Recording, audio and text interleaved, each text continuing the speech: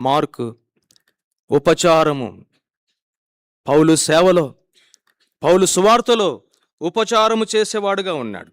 ఇది అపోస్తుల కార్యములు 15వ అధ్యాయము 37, 39 వచనాల వరకు మనం చూస్తే ఇటువంటి రక్షణ పొంది ప్రార్థన ఉపచారము చేస్తున్న ఈ మార్కు ఈ సేవను, ఈ పరిచరను విడిచిపెట్టిపోయినాడు. బర్నబాకు, పౌలుకు ఈ మార్కు ద్వారా విభేదము కలిగింది. పౌలు ఒకవైపు, బర్నబా ఒకవైపు వాళ్ళు వెళ్ళిపోతూ వచ్చినారు. మార్కు ద్వారా ఇద్దరు దేవజనులకు, ఇద్దరు పెద్ద సువార్థికులకు మధ్యలో భేదం, హృదయములో ఒక తీరని లోటు ఏర్పడింది. కాబట్టి చెరోవైపు వెళ్ళిపోయినటువంటి పరిస్థితి ఆనాడు మార్కును బట్టి. తర్వాత 13వ అధ్యాయం 13వ వచనంలో ఈ సేవను, ఈ పరిచర్యను, ఏ ఉపచారములో సహాయపడుతూ వచ్చినాడు, పౌలు సేవలో సహాయకారుగా ఉన్నాడు. ఈ మార్కు పౌలు అనుభవిస్తున్నటువంటి శ్రమ అయితేనేమి, కష్టమైతేనేమి, ఇరుకులు ఇబ్బందులైతేనేమి బహుశా చూసి సేవలో ఇన్ని ఇరుకులు ఇబ్బందులు ఉంటాయా, ఇన్ని బాధలు ఉంటాయా అని అనుకున్నాడేమో. ఈ సేవ వద్దు, ఈ పరిచర్య వద్దు అని చలో అని వెళ్ళిపోయినాడు. బహుశా ఒకప్పుడు బలవంతురాలవే, క్రీస్తు కొరకై ప్రయాసపడిన వాడవే, ప్రార్థించిన వాడవే, ముందున్న వరుసలో ఉన్నవాడవే, సువార్తలో ముందున్నావు, పరిచర్యలో ముందున్నావు, సేవలో ముందున్నావు, దేవునికి ఇచ్చే విషయంలో ముందున్నావు. ఏదో నిన్ను అడ్డుపరిచింది, ఏదో దేవునికి నీకు మధ్యలో అడ్డుగా వచ్చింది. దాన్ని బట్టి అప్పటి వరకు బలవంతుడుగా ఉన్న నీవు బలహీనుడు అయిపోయి బహుశా సేవను, దేవుని పరిచయం వదిలిపెట్టి వెళ్ళిపోయినావేమో. ప్రభు స్తోత్రం.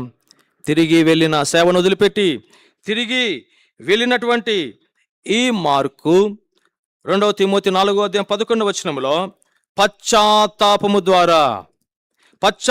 ద్వారా తిరిగి సమకూర్చబడ్డాడు. బహుశా దేవుని పరిచర్యకు, దేవుని వాక్యమునకు, దేవుని సువార్తకు ఏదో అడ్డు వచ్చి తిరిగి అన్ని వదిలిపెట్టి తిరిగి మార్కు వలె నువ్వు వెళ్ళిపోయినావేమో. ఒకప్పుడు క్రీస్తు కొరకే నిలబడిన వాడే పడిపోయినాడు. సముద్రపు ఒడ్డున మనం నిలబడి అల్లంత దూరాన ఎగిసిపడుతున్నటువంటి సముద్ర కెరటాలను చూస్తే ఉవ్వెత్తున ఎగురుతాయి. ఎంత పైకి ఎగురుతాయో అంతగా కింద పడతాయి. కింద పడిన అల అలాగే ఉండదు, తిరిగి ఇంకా ఉవ్వెత్తున ఎగురుతుంది. బహుశా పడిపోయినావేమో. గెట్ అప్ ఫ్రమ్ దేర్, అక్కడ నుండి లెగు. మార్కు లేచినాడు. ఒక పశ్చాత్తాపపు ప్రార్థన మార్కు జీవితమును తిరిగి కట్టుతూ వచ్చింది. జీవితంలో ఓటములు, ఇరుకులు, ఇబ్బందులు, వ్యాధులు, బాధలు ఇవన్నీ జీవితానికి అంతము కాదు. ఒక పశ్చాత్తాపం నీ జీవితంలో తిరిగి నిర్మిస్తుంది. పడిపోయిన దావీదు గుడారమును తిరిగి నిర్మించిన దేవుడు, పడిపోయిన సంసోను జీవితంలో తిరిగి కట్టిన దేవుడు, దేవుని సేవను విడిచిపెట్టి తిరిగి వెళ్ళినటువంటి మార్కును తిరిగి సమకూర్చిన పౌలు జీవితంలో మార్కును వెంట పెట్టుకుని రమ్ము అని చివరిగా అంటున్నాడంటే, ఒకప్పుడు మార్కు ఈ సేవలో ఉన్నాడు, వెళ్ళిపోయినాడు, తిరిగి సమకూర్చబడ్డాడు. అందుకే తిమోతి, నువ్వు వస్తున్నప్పుడు మార్కును వెంట పెట్టుకుని రా, నాకు పరిచర్యలో సహాయపడతాడు అని అంటా ఉన్నాడు. 11వ వచనం, 12వ వచనంలో. కాబట్టి బహుశా నీవు కూడా క్రీస్తు సేవను, పరిచర్యను వదిలిపెట్టి ఏదో అడ్డు వచ్చింది నీకు, ప్రభువుకు, వెళ్ళిపోయినావా? మార్కు వలె తిరిగి రావాలని దేవుడు కోరుతూ ఉన్నాడు. గొప్ప విజయాలను, గొప్ప జీవితమును ఒక పశ్చాత్తాపము తిరిగి నీకు అందించేదిగా ఉంటుంది. ఓటములు నీ జీవితమునకు అంతిమము కాదు, అంతిమము కానే కాదు.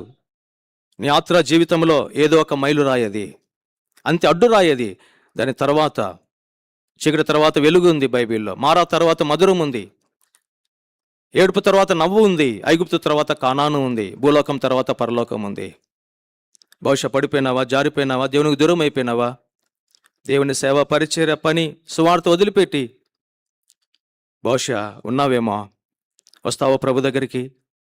ఇస్తావా నీ జీవితమును తిరిగి కట్టమని ప్రభుతో ఒక్క ప్రార్థన చేస్తావా? దేవుడు తప్పకుండా నీ జీవితమును కట్టాలని ఇష్టపడుతూ ఉన్నాడు. గొప్ప విజయాలను, గొప్ప భవిష్యత్తును తప్పక తీసుకొస్తాయి. వైఫల్యము నీ జీవితంలో అంతము కానే కాదు, గుర్తుపెట్టుకో, గుండె మీద రాసుకో. అదొక అధ్యాయం మాత్రమే. దాని తర్వాత ఎంతో జీవితం ఉంది నీకు. అక్కడ నుండి రావాలని దేవుడు కోరుతా ఉన్నాడు. తర్వాత చూస్తే ఇటువంటి తిరిగి సమకూర్చబడినటువంటి ఈ మార్కు ఎంతగా వృద్ధి పొందాడంటే, ఒక సువార్త ఆయన చేతుల నుండి జాలువారింది. యేసుక్రీస్తు జీవితం, యేసుక్రీస్తు జన్మ, యేసుక్రీస్తు జీవితం, యేసుక్రీస్తు మరణం, యేసుక్రీస్తు పునరుత్థానము ఆయన నిర్వచిస్తూ వచ్చినాడు. కాబట్టి ఓడిపోయినావా సైతాను చేతిలో? పడిపోయినావా పాపములో? నువ్వు అక్కడి నుండి రావడం నీవంతైతే తిరిగి సమకూర్చి ఆరంభము కంటే ఇంకా ఉవ్వెత్తున నేను ఉరుకులేసి ఉత్సాహంతో ఆయన సేవలు నేను వాడుకోవాలని దేవుడు కోరుతూ ఉన్నాడు. ఎంతగా ఎదిగాడండి. ఒక్క ఓటమి తనని ఏం చేసింది? కళ్ళు తెరిపించింది. నేను ఇక్కడ ఉండకూడదు, సేవను వదిలిపెట్టి రాకూడదు, పరిచయం వదిలిపెట్టి రాకూడదు, సువార్తను వదిలిపెట్టి రాకూడదు, తిరిగి నేను ప్రభు కొరకే వెళ్ళాలని ఒక్క కన్నీటి ఒప్పుకోలు ప్రార్థన మార్కు జీవితంలో తిరిగి కట్టింది. యేసుక్రీస్తు వారి జీవితమును 16 అధ్యాయాలలో క్రైస్తవ ప్రపంచానికి పరిచయం చేసినాడు. ఎలా జరిగింది ఎంతో గొప్ప ధన్యత?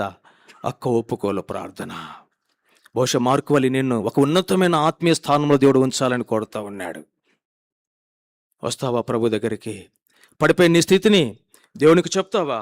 తిరిగి మార్కు వల్ల కట్టి ఎక్కడో నిన్ను ఉంచాలని ఒక ఉన్నతమైనటువంటి స్థానంలో అనేక మందికి నీ జీవితమును పరిచయం చేయాలని దేవుడు కోరుతా ఉన్నాడు. ఎప్పుడు బ్రతికిన మార్కు జీవితం, ఎప్పుడు బ్రతికిన యవనస్తుని జీవితం ఈరోజు మనతో మాట్లాడుతూ ఉన్నాడు మార్కు. కాబట్టి రాబోయే తరానికి నీ జీవితము మాట్లాడాలి, నీ బ్రతుకు వారికి ఒక మాదిరికరంగా ఉండాలని దేవుడు కోరుతా ఉన్నాడు. రావడం నీవంతైతే క్షమించి తిరిగి సమకూర్చి బలమైన యజమానుడు వాడుకున్న పాత్రగా, అర్హమైన పాత్రగా తన చేతిలో నేను వాడుకోవాలని దేవుడు కోరుతా ఉండగా వస్తావు ఆయన దగ్గరికి. మార్కు వలె నువ్వు కావాలి దేవునికి. ఎంతో సేవ, ఎంతో పరిచర్య ఉంది. ఆ పరిచర్య సేవలో నీ అవసరత దేవునికి ఉంది. దేవునికి నువ్వు కావాలా? నీ ద్వారా ఈ భూమి మీద ఆయన గొప్ప కార్యాలు, తన సేవ, తన పరిచర్య చేయించుకోవాలని ఇష్టపడుతూ ఉన్నాడు. రావడం నీవంతైతే నేను బలమైన పాత్రగా తయారు చేసి వాడుకోవడం ఆయన నైజం.